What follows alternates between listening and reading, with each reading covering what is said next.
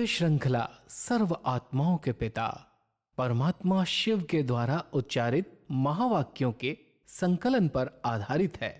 Om Shanti. Godlywood studio द्वारा प्रस्तुत अमूल्य रत्न में आप सभी का हार्दिक स्वागत है।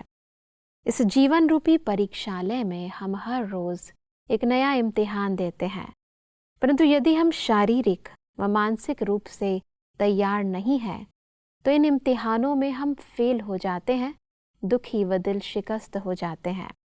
और इसीलिए परमपिता परमात्मा हमें बड़े से बड़े इम्तिहान में पास विद ऑनर होने के लिए एवर रेडी रहने का पुरुषार्थ सिखाते हैं। एवर रेडी रहने के अर्थ व विधि को आज हम ईश्वरीय महावाक्यों द्वारा गहराई से जानेंगे। इन महावाक्यों के स्पष्टीकरण के लिए हमारे मध्य हैं प्रजापिता ब्रह्मा कुमारीज ईश्वरीय विश्वविद्यालय के वरिष्ठ राजयोगी शिक्षक आदरणीय राजू भाई साहब। सब आपका आज के एपिसोड में बहुत बहुत स्वागत है। वैसे पिछले एपिसोड में हम बात कर रहे थे 7 मार्च 1993 के महावाक्यों पर, जिसका टॉपिक था होली मनाना अर्थात हाईएस्ट और होलीएस्ट बनना। महावाक्यों को आगे बढ़ाते हैं तो परमात्मा कहते हैं कि कितना भी स्थूल कार्य हो, लेकिन स्थूल कार्य करते हुए भी मनसा द्वारा वाइब्रेशन फैलाने की सेवा कर सकते हो, क्योंकि जिसका जो कार्य होता है ना, वो कहाँ भी होगा, अपना कार्य कभी भी नहीं भूलेगा। जैसे कोई बिजनेसमैन है तो स्वप्न में भी अपना बिजनेस देखेगा, तो आपका काम ही है विश्व कल्याण करना। सब कर्म योगी बनने की इस विधि को थोड़ा स्पष्ट करें। परमात्मा अपने बच्चों को एक बहुत सुंदर टाइटल देते हैं कि आप मेरे बच्चे बिजनेसमैन हो। जी। जैसे वो बिजनेस करने वालों को सदा याद रहता है, स्वप्न में भी बिजनेस याद रहता है, ऐसे ही आप बच्चों का जो बिजनेस है वो है विश्व कल्याण करना। तो स्वप्न में भी विश्व कल्याण के संकल्प चलने चाहिए। कर्म कर रहे हो, कर्म में भी विश्व कल्याण की भावनाएं भरी हुई हैं। स्थूल कर्म नहीं है तो मनसा से विश्व कल्याण की सेवा करते रहो। अपने अच्छे वाइब्रेशन पूरे विश्व को देते चलो, जिससे प्रकृति और व्यक्ति परिवर्तन हो, ये वायुमंडल चेंज हो जाए। तो परमात्मा कहता है ये आपका निजी कार्य है। भले स्थूल कोई भी बिजनेस करो, नौकरी करो, कोई भी कार्य कर रहे हो, अंदर से रहे कि परमात्मा ने मुझे विश्व कल्याण की सेवा दी है। परमात्मा कहते हैं कि अगर सदा मन बुद्धि से बिजी हैं तो माया जीत हो ही गए, क्योंकि माया को भी समय चाहिए ना। आपको समय ही नहीं तो माया क्या करेगी। बिजी देख करके आने वाला स्वतः ही वापस चला जाता है, तो माया जीत हो गए। मन बुद्धि को फ्री रखना माना माया का आह्वान करना। इसलिए जितना हो सके कहीं न कहीं पर कोई न कोई कार्य में मन बुद्धि को बिजी करें। जी। कई बार हम कहते हैं हमारे पास बहुत सारे काम हैं, लेकिन स्थूल काम तो हैं, वो तो कर रहे हैं, और बुद्धि कहीं दूसरी जगह भ्रमण कर रही है, भटक रही है। जी। परमात्मा कहता है उसको बिजी नहीं कहते। कोई न कोई सेवा में तो आप लगे हो, लेकिन सेवा करते हुए ध्यान रहे कि मन बुद्धि भी कहीं अच्छे काम में, अच्छे चिंतन में बिजी रहे। अगर आप मन बुद्धि से बिजी हो तो जो व्यर्थ रूप में माया आती है, क्योंकि माया का वार वर्तमान समय व्यर्थ संकल्प के रूप में होता है। जी। तो व्यर्थ संकल्प ना आए, उसके लिए मन बुद्धि का ऐसा टाइम टेबल बनाओ जो उससे आप बुद्धि को बिजी करके बाबा के साथ मिलन मनाते रहो। कोई ना कोई अच्छा चिंतन चलता रहे तो माया देखेगी तो बहुत बिजी है, वापस चली जाएगी। माना व्यर्थ संकल्प माया को डिस्टर्ब नहीं करेंगे। जी। परमात्मा कहते कि सदा यह दृढ़ संकल्प करो कि खुशी नहीं जाएगी। ब्राह्मण जीवन का आधार ही है खुशी। अगर खुशी नहीं तो ब्राह्मण जीवन नहीं। ब्राह्मण जीवन अर्थात खुश रहना और दूसरों को भी खुशी बांटना। वर्तमान समय में सभी को अविनाशी खुशी की आवश्यकता है। खुशी के भिखारी हैं और आप दाता के बच्चे हो। दाता के बच्चों का काम है देना। जो भी संबंध संपर्क में आए खुशी बांटते जाओ, देते जाओ, कोई खाली नहीं जाए, इतना भरपूर होना। परमात्मा हम सब बच्चों को कहते हैं कि इस समय सारी दुनिया को खुशी चाहिए है। सब साधन सब हैं, भौतिक रूप में सब प्रकार की उपलब्धियां हैं, लेकिन अंदर से आत्मा संतुष्ट नहीं है, खुश नहीं है। जी। तो आपके पास जो भी आए, आपके पास खुशियों का खजाना है। कोई ना कोई ऐसी अच्छी बात उनको सुना दो, कोई अच्छे बाबा के ज्ञान रतन का दान कर दो, तो वो आत्मा खुश हो जाए। तो इसलिए परमात्मा कहता है पहले खुशी में खुद रहो, अंदर आंतरिक खुशी में, और फिर खुशी का दान करो, खुशी को बांटो। जी। तो ये खुशी बांटने से आपकी बढ़ती जाएगी और दूसरी आत्माएं जो हैं वो भी आपकी खुशी से, आपके खुशी के संकल्प से, बोल से, स्वभाव से, भाव से खुश हो जाएंगी और आपको दुआएं देंगी। परमात्मा कहते हैं कि वेस्ट थॉट यानी व्यर्थ संकल्प आवे ही नहीं। उसकी विधि है कि अपने मन को सदा मनसा वाचा कर्मणा सेवा में बिजी रखो। हर रोज की मुरली साधन है मन को बिजी रखने का। हर रोज मुरली सुनते हो, पढ़ते हो तो बिजी रखते हो ना, तो वेस्ट खत्म। क्योंकि अभी से वेस्ट को खत्म करेंगे तो जब फाइनल समय आएगा उसमें पास हो सकेंगे। नहीं तो अगर व्यर्थ संकल्प चलने का अभ्यास होगा तो समय पर पास नहीं हो सकेंगे। तो सब वेस्ट थॉट्स को खत्म करने की इस विधि को स्पष्ट करें। अपने इस ईश्वरीय विश्वविद्यालय का एक सभी विद्यार्थियों के लिए नियम है, नियम पूर्वक रोज सवेरे क्लास में आना और बाबा के महावाक्य सुनना। जी। परमात्मा के महावाक्यों को ही हम मुरली कहते हैं। और जो बच्चे मुरली सुनते हैं उस पर मनन चिंतन करते हैं, कोई ना कोई अच्छी बात, वरदान, स्लोगन, धारणा का सार, उसमें बहुत सारा खजाना होता है। और अगर वो हम नोट करके उसमें बुद्धि को बिजी कर देते हैं तो व्यर्थ से सहज मुक्त हो जाते हैं। जी। तो परमात्मा यहाँ हम सबको विधि बता रहे हैं, क्योंकि व्यर्थ संकल्प बार बार सारे दिन की दिनचर्या में, कर्म में, बोलचाल में जब हम संबंध संपर्क में आते हैं तो कहीं ना कहीं से व्यर्थ सोच लेते हैं, व्यर्थ बोल देते हैं, व्यर्थ हो जाता है। लेकिन परमात्मा के महावाक्यों में व्यर्थ से मुक्त होने की विधियां मिलती हैं और उन विधियों को एक मुरली से केवल 3-4 अच्छी पॉइंट्स नोट करके फिर उस पर मनन करें, चिंतन करें, बुद्धि उसमें बिजी भी रहे और कोई भी ऐसी बातें आए जो पॉइंट्स एक अस्त्र शस्त्र के रूप में काम कर दे, जो व्यर्थ समाप्त हो जाए और आत्मा शक्तिशाली बन जाए। जी। अगर ये अभ्यास बहुत काल से किया हुआ है तो अंत काल में जब बहुत सारी बातें आएंगी व्यर्थ की, उसमें हम विजयी बन सकेंगे। नहीं तो अंत समय में हम कहें हम अंत आएगा तो हम विजयी हो जाएंगे, लेकिन अभ्यास बहुत काल का चाहिए। जी। परमात्मा कहते कि सदा दिल तख्त पर बैठने वाली आत्मा नशे में भी रहती और नशा रहने के कारण स्वतः ही बेफिक्र रहती। क्योंकि इस तख्त में यह विशेषता है कि जब तक जो तख्त नशीन होगा वह सब बातों में बेफिक्र होगा। जैसे आजकल भी कोई कोई स्थान को विशेष कोई ना कोई नवीनता, विशेषता मिली हुई है, तो दिल तख्त की यह विशेषता है, फिक्र आ नहीं सकता। क्योंकि परमात्मा का दिल तख्त है, कोई इंसान का नहीं है। जी।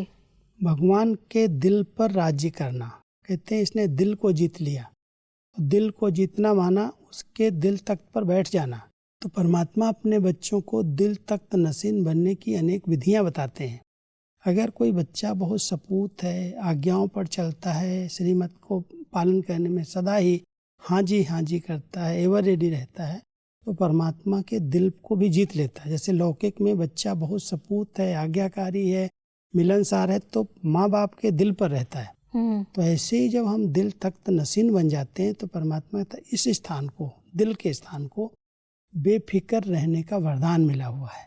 जो बच्चे दिल तख्त पर रहेंगे वो बेफिक्र हो जाए, कोई फिक्र उनको रहेगा ही नहीं। जो आत्माएं संपूर्ण रीति परमात्मा की श्रीमत को फॉलो करती हैं तो वो आत्माएं सदा बेफिक्र रहती हैं। जो परमात्मा की आज्ञा पर चलती हैं, आज्ञाकारी होकर रहती हैं, वो बेफिक्र रहते हैं। परमात्मा कहते हैं कि कभी भी कोई बात सामने आए तो फौरन दिल तख्त नशीन बन जाओ। तो कोई भी बात अपनी तरफ खींचेगी नहीं। बैठने की प्रैक्टिस है या कभी कभी प्रैक्टिस भूल जाती है। तख्त नशीन बनने के लिए तिलकधारी भी बनना पड़े। तिलक कौन सा है? स्मृति का। तिलक है तो तख्त नशीन भी है, तिलक नहीं तो तख्त नहीं। दिल तख्त पर बैठने के लिए स्मृति का तिलक, मैं आत्मा हूँ जी, मैं परमात्मा की संतान हूँ, ये स्मृति का तिलक जो इस तिलक को लगा लेता है, आत्मिक स्वरूप में स्थित हो जाता है, वो दिल तख्त पर बैठता है। देह अभिमान वाला, बॉडी कॉन्शियस में रहने वाला कभी भी बाबा के दिल तख्त पर नहीं बैठ सकता जी। इसलिए परमात्मा कहते हैं दिल तख्त पर बैठने के लिए तिलक की जरूरत है। और तिलक है स्मृति का कि मैं कौन हूँ और मैं किसका हूँ। अगर ये स्मृति रहती, ये तिलक लगा हुआ है, तो परमात्मा के दिल तख्त पर हम बैठ सकते हैं। परमात्मा कहते कि चलते चलते कहाँ ना कहाँ किसी बात में अलबेलापन आ जाता है, तब कमज़ोरी आ जाती है। तो सदा अटेंशन रखो कि कहाँ भी कभी भी अलबेलापन नहीं हो। अलबेलापन अनेक प्रकार से आता है। सबसे रॉयल रूप अलबेलेपन का है। पुरुषार्थ कर रहे हैं, हो जाएगा, समय पर ज़रूर करके ही दिखाएंगे। पुरुषार्थ करते हैं लेकिन समय पर आधार रखते हैं, स्वयं पर आधार नहीं रखते, तो अलबेले हो जाते हैं। ये भी एक अलबेलापन का रॉयल रूप है। बन जाएंगे, अभी समय पड़ा है, अभी कौन बना है, इस प्रकार के शब्द लेकर के अपने आप को बिल्कुल अलबेला बना देते। परमात्मा कहते अचानक कभी भी कुछ भी हो सकता है। अचानक शरीर छूट जाए और आप सोच रहे हो समय पर बन जाएंगे, तो समय कब आएगा। इसलिए सदा स्मृति में रहे कि नहीं, अभी नहीं तो कभी नहीं। बाबा का एक बहुत पक्का स्लोगन था कि बच्चे अभी नहीं तो कभी नहीं, अभी अभी बनना है, अभी अभी करना है जी। तो इससे अलबेलापन खत्म हो जाता है। कल पर कोई भी काम रखना माना अलबेला। कर लेंगे, हो जाएगा, अभी तो समय पड़ा है। परमात्मा कहते हैं नहीं, जो संकल्प उठा, जो श्रेष्ठ संकल्प उठा, उसको तुरंत कर लेना माना अलबेलेपन को समाप्त करना। परमात्मा कहते कि सदैव यह स्मृति में रहे कि हर समय एवर रेडी रहना है। किसी भी समय कोई भी परिस्थिति आ जाए, लेकिन हम सदा एवर रेडी रहेंगे। कल भी विनाश हो जाए तो तैयार हो, संपन्न हुए हो, नहीं तो एवर रेडी कैसे, क्योंकि ब्राह्मण जीवन का लक्ष्य है संपूर्ण बनना। एवर रेडी अर्थात संपूर्ण। ये पहले से ही बहुत काल का अभ्यास चाहिए जी। क्योंकि कभी भी कुछ भी हो सकता है। मान लो सृष्टि के विनाश के पहले शरीर का ही विनाश हो जाए, शरीर की कोई गारंटी तो किसी की भी नहीं है। इसलिए परमात्मा ने एक बहुत अच्छा स्लोगन, मम्मा का स्लोगन याद दिलाते हैं, हर घड़ी अंतिम घड़ी है। इस स्लोगन को याद रखो, कभी भी इस शरीर का अंत हो सकता है। इसलिए मुझे संपन्न संपूर्ण बन करके रहना है जी। अपनी स्थिति को ऊंचे से ऊंचा बना करके रखना है। इसमें हम एवर रेडी रहें। जी। कुछ भी कल हो जाए तो ऐसे न कहें हमारा समय तो ऐसे ही चला गया, हमने तो सोचा ही नहीं था ऐसा भी हो जाएगा। तो हम अपने संकल्प, समय, श्वास, जो शक्तियाँ उनको सफल करते चले और अपने को संपन्न बनाने के लिए एवर रेडी रखें। परमात्मा कहते हैं कि अगर एवर रेडी होंगे तो टाइम कॉन्शियस नहीं होंगे। बाप के बन गए तो सिवाय बाप के और कोई है क्या। तो क्या तैयार होना है, एक बाप दूसरा ना कोई, यह तो तैयारी है ना। एवर रेडी रहने की इस तैयारी को थोड़ा स्पष्ट करें। परमात्मा हम सबको कहते हैं बच्चे एवर रेडी माना क्या, तैयार। तैयारी क्या है कि एक के सिवाय और कोई दूसरा याद ना आए, क्योंकि अंत मति सो गति गाया हुआ है। अंतिम समय में अगर कोई देहधारी की याद आ गई, कहीं बुद्धि भटक गई, तो आत्मा वहां ही जाएगी, गति नहीं होगी, सदगति नहीं होगी। इसलिए परमात्मा कह रहे हैं एक बाबा दूसरा न कोई, एक बल एक भरोसा, एक की स्मृति सदा काल रहे को कहेंगे एवर रेडी। और अगर कहीं पर भी बुद्धि किसी में भी जा रही है, वस्तुओं में जा रही है, संबंधों में जा रही है, किसी पदार्थ में किसी तरफ भी भटक रही है और अचानक मौत हो गई, अचानक कुछ हो गया, तो जहाँ पर स्मृति होगी अंत समय की, उस अंत समय की स्मृति के आधार से उसको उसी स्थान पर जन्म मिलेगा, वहाँ ही हो जाएगी। इसलिए अगर गति सदगति प्राप्त करनी है तो आवश्यक है बहुत काल से हम अभ्यास करें, एक बाबा दूसरा न कोई, एक की स्मृति में रहने का अभ्यास करें। जब अंत आएगा तो एक की स्मृति में शरीर छूटेगा। परमात्मा कहते हैं कि एवर रेडी होकर के सेवा करेंगे तो सेवा में भी और सहयोग मिलेगा, सहज होती जाएगी, सफलता मिलेगी। तो सदा ये स्मृति में रखो कि है ही एक बाप, दूसरा कुछ है ही नहीं। अगर वन बाप है तो विन जरूर है। जहाँ वन है वहाँ ही विन है जी। अगर कोई को विजय प्राप्त करनी है तो एक बाप दूसरा न कोई। अगर ये स्मृति रख करके हम सदा एवर रेडी रहते हैं, जो सेवा आएगी एवर रेडी हैं हम, जो सेवा सामने आएगी वो कर रहे हैं, तो उसमें सबका सहयोग मिलेगा, सफलता अपने आप मिलेगी, क्योंकि अपनापन है ही नहीं, हम तो एवर रेडी हैं जाने के लिए। हमारी बुद्धि में है कि हम तो घर जाने के लिए तैयार हैं। बाकी कोई भी कार्य जब तक शरीर में है तब तक जो सेवा आएगी हम करेंगे, कहीं फंसेंगे नहीं। और जब फंसेंगे नहीं तो अपनापन नहीं होगा, मेरापन नहीं होगा, कहीं लगाव झुकाव नहीं होगा, कहीं टकराव नहीं होगा, क्योंकि हम तो घर जाने के लिए तैयार हैं। इसलिए परमात्मा कहते हैं बहुत काल से एवर रेडी रहो, एक बाबा को संसार बना के रहो, बाकी जब जो सेवा आ रही वो करते चलो। परमात्मा की कहते हैं कि संगम युग को विशेष वरदान है सहज प्राप्ति का, मेहनत कम और सफलता ज़्यादा। इसलिए आपके योग का नाम भी है सहज योग। जितनी प्राप्ति कर रहे हो उसके अंदर में मेहनत क्या की, बिना मेहनत के सदाकाल के लिए सर्व प्राप्ति करने के अधिकारी बन गए। सबसे बड़े ते बड़ी प्राप्ति, बाप मिला, सब कुछ मिला।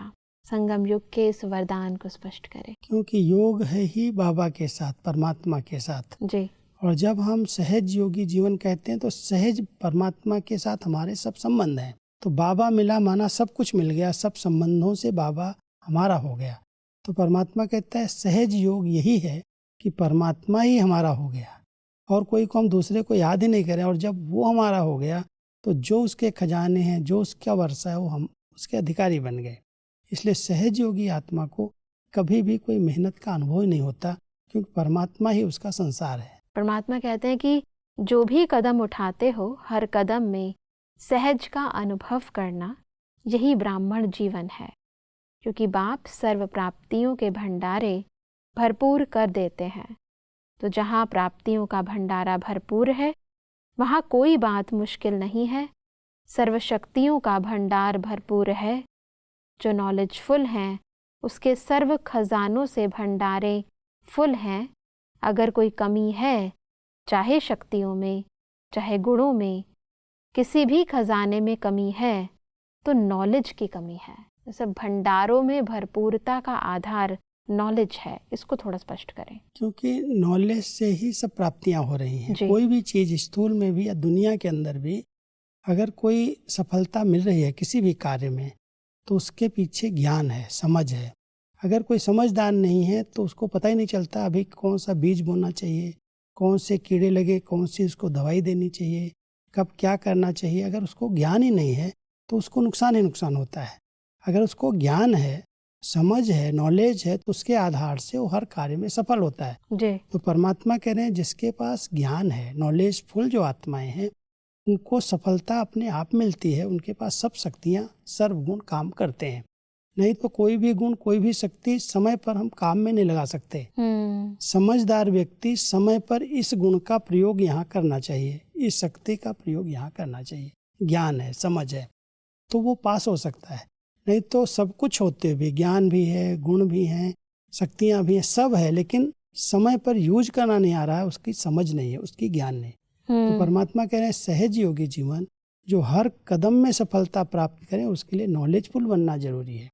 दुनिया में भी कोई भी क्षेत्र में सफल व्यक्ति वही होता है जिसकी बुद्धि नॉलेजफुल, समझदार है, समझ से काम कर रहा है, समझ से बात कर रहा है, उसको सफलता मिलती है। वास्तव में जो ज्ञान है उसे केवल हमें सुनना नहीं है, अपितु उसको कैसे अपने प्रैक्टिकल लाइफ के अंदर कब कहाँ अप्लाई करना है, उससे नॉलेजफुल आत्मा बनती है और उसी से भंडारे भरपूर होते हैं। ज्ञान केवल आत्मा परमात्मा का सुनने सुनाने का नहीं है जी, लेकिन ये है ज्ञान स्वरूप जीवन, माना समझदार।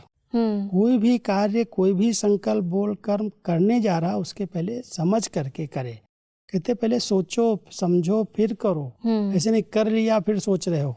तो इसलिए नॉलेजफुल आत्मा सक्सेसफुल होती है क्योंकि उसको पता है किस समय क्या बोलना है, किस समय क्या करना है, उसकी नॉलेज है। इसलिए वो गुण और शक्तियां उसके पास साथ साथ रहती हैं। पहले नॉलेज है, नॉलेजफुल बन करके हम अपने गुण और शक्तियों का प्रयोग करें तो हम शक्तिशाली हैं और सक्सेसफुल हैं। परमात्मा कहते हैं कि जितनी पवित्रता है उतनी ब्राह्मण जीवन की पर्सनैलिटी है। अगर पवित्रता कम तो पर्सनैलिटी कम। ये प्योरिटी की पर्सनैलिटी सेवा में भी सहज सफलता दिलाएगी। कोई भी पर्सनैलिटी का प्रभाव पड़ता है ना, तो सबसे बड़े ते बड़ी पर्सनैलिटी है प्योरिटी की। इस पर्सनैलिटी को थोड़ा स्पष्ट कर। वैसे भी दुनिया में पर्सनैलिटीज गाई हुई हैं, और जो पर्सनैलिटी वाले होते हैं उनको लोग बहुत रिगार्ड देते हैं, उनको उसी नज़र से देखते हैं। परमात्मा कहते हैं संगम युगी आप ब्राह्मण बच्चों की पर्सनैलिटी जो है वो है प्योरिटी, पवित्रता, पवित्र दृष्टि है, पवित्र भावनाएं हैं, पवित्र विचारधाराएं हैं। तो आत्मा को हर प्रकार का सहयोग मिलता है, हर प्रकार से सफलता मिलती है। पर्सनैलिटी के आगे हर एक झुकता है, लेकिन ये प्योरिटी की पर्सनैलिटी जब हम अपने जीवन में धारण कर लेते हैं, जैसे देवताओं में प्योरिटी है तो उसके आगे सभी झुक रहे हैं, हर एक जाकर के उनको नमस्ते करता है। आजकल की कलयुग की दुनिया में भी कोई प्योरिटी को धारण करता है, जो पवित्र जीवन बनाता है, संन्यास लेता है, पवित्र रहता है, तो लोग बड़े बड़े पोस्ट वाले, पद वाले भी उसके आगे झुकते हैं। तो परमात्मा कहते हैं आप बच्चों की जो पर्सनैलिटी है वो प्योरिटी की पर्सनैलिटी है। उस पर्सनैलिटी में स्थित रहो तो सब कार्य अपने आप होंगे, सब आत्माएं अपने आप समीप आएंगी, झुकेंगी। परमात्मा इसलिए कहते हैं कि अगर एक विकार भी अंश मात्र है तो दूसरे साथी भी उसके साथ जरूर होंगे। जैसे आप लोग दूसरों को कहते हो कि जहाँ पवित्रता है वहाँ सुख शांति है, अगर पवित्रता नहीं तो सुख शांति नहीं। जैसे पवित्रता का सुख शांति से गहरा संबंध है, ऐसे अपवित्रता का भी पांचों ही विकारों से गहरा संबंध है। इसलिए कोई भी विकार का अंश मात्र भी न रहे, इसको कहा जाता है पवित्रता। क्योंकि पवित्रता में ऐसे नहीं एक दो विकारों को हमने जीत लिया, उस पर हम विजयी बन गए। परमात्मा कहता है एक का दूसरे के साथ कनेक्शन है, एक विकार अगर है तो दूसरा उसका साथी आ जाएगा जी। इसलिए आप पांचों विकारों को सामने रख करके संपूर्ण पवित्रता का संकल्प करो जी। कि मुझे एक एक विकार को जीतना नहीं, लेकिन हमें संपूर्ण पवित्र बनना है। जी। जैसे पवित्रता के आधार से सुख और शांति की प्राप्ति है, ऐसे ही पवित्र विचार तभी कहे जाएंगे जब काम, क्रोध, लोभ, मोह, अहंकार, ईर्ष्या, द्वेष जो कोई विकार है उन सब पर हमारी विजय हो। जी। नहीं तो एक विकार आएगा तो उसके साथी उसके पीछे पीछे सब आ जाएंगे। बिल्कुल भाई साहब, आज हमने समझा कि कैसे हम ब्राह्मण जीवन की विभिन्न मुश्किलों को यथार्थ समझकर सहज योगी बने। स्पष्टीकरण के लिए आपका बहुत बहुत धन्यवाद। ओम शांति। दर्शकों, आज के महावाक्यों में परमात्मा ने कहा कि ब्राह्मण जीवन अर्थात सदा खुश रहना और खुशियां बांटना। परमात्मा ने कहा कि व्यर्थ से बचने के लिए हमें सदा मनसा वाचा कर्मणा ईश्वरीय सेवा में बिजी रहना है। मन को बिजी रखने का सहज साधन है प्रतिदिन की मुरली। परमात्मा ने कहा कि एवर रेडी अर्थात संपूर्ण बनने के लिए सदा स्मृति रहे, एक बाप दूसरा न कोई। दर्शकों, आज के महावाक्यों से संबंधित यदि आपके मन में कोई भी प्रश्न है तो आप हमें ईमेल कर सकते हैं। हमारा ईमेल आईडी है amulyaratna@kollywoodstudio.org। अगले एपिसोड में एक और अव्यक्त वाणी के साथ आप सभी के समक्ष हम फिर हाजिर होंगे। तब तक के लिए लेते हैं इजाजत। ओम शांति। मुख्य सार, एवर रेडी होंगे तो टाइम कॉन्शियस नहीं होंगे।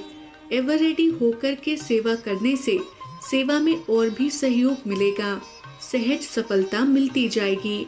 ब्राह्मण जीवन का आधार है खुशी। खजानों को सामने रखने से सदा खुश रहेंगे। पवित्रता के साथ गुण अवगुणों का गहरा संबंध, जैसे पवित्रता का सुख शांति से गहरा संबंध है, ऐसे अगर एक विकार भी अंश मात्र है तो दूसरे साथी भी उसके साथ जरूर होंगे। व्यर्थ संकल्प न आए, इसके लिए मनसा वाचा कर्मणा सेवा में बिजी रहो। ब्राह्मण जीवन की पर्सनालिटी संपूर्ण पवित्रता। स्थूल कर्म करते भी मनसा द्वारा वाइब्रेशंस फैलाने की सेवा करो। अधिक जानकारी के लिए संपर्क करें Amulya Ratan Godlywood studio, Manmohini Van, Shantivan post, Abu road 307510, district Sirohi, Rajasthan. Email ID है amulyaratna@godlywoodstudio.org। इस श्रृंखला को प्रजापिता ब्रह्मा कुमारीज ईश्वरीय विश्वविद्यालय के सेवा केंद्रों पर क्लास में नियमित रूप से चलाने के लिए गॉडलीवुड स्टूडियो से संपर्क करें।